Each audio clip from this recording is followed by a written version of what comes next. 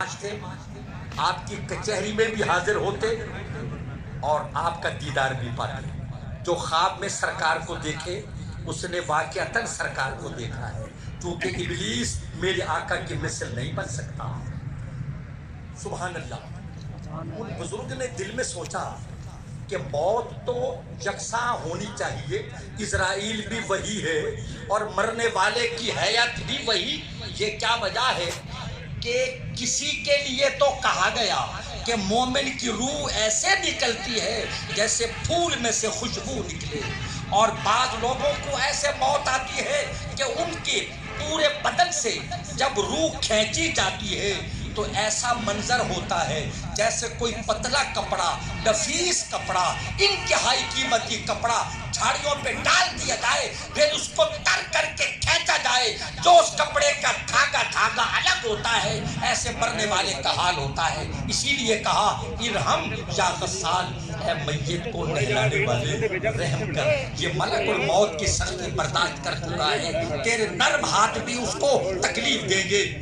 جب میت کو اٹھاؤ تو بھاگتے ہوئے اٹھلاتے ہوئے مت چلو، احترام سے چلو، اکرام میت ہے۔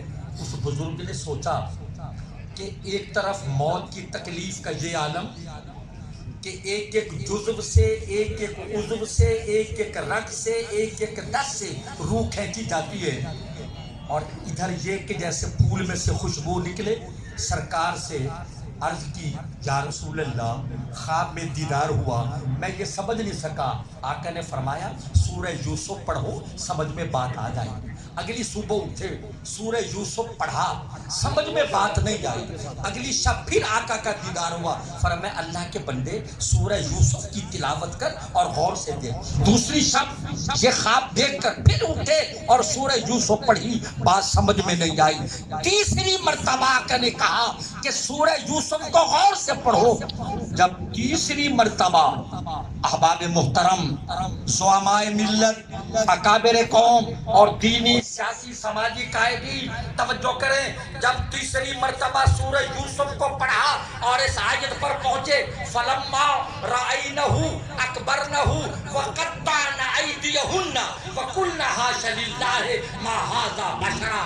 جب مصر کی عورتوں نے، جب مصر کے شرفاء، امراء، رؤساء، وزراء کی بیگمات نے یوسف علیہ السلام کا چہرہ دیکھا، اتنی مست ہوئی، اتنی بے خود ہوئی، اتنی از خود رفتہ ہوئی، اتنی دیوانہ ہوئی کہ وہ پھل بھی کٹ گئے، کوئی پتہ نہیں چلا، انگلیاں کٹ کٹ کے گر رہی ہیں، کوئی پتہ نہیں چلا، خون کے فوارے اچھل رہے ہیں، کوئی پتہ نہیں چلا، ہاتھ کٹ گئے، خون ابل رہا ہے، پتہ نہیں چلا۔ کیوں؟ اس لیے کہ سامنے چہرہ یوسف تھا، اس حسن میں مست تھی۔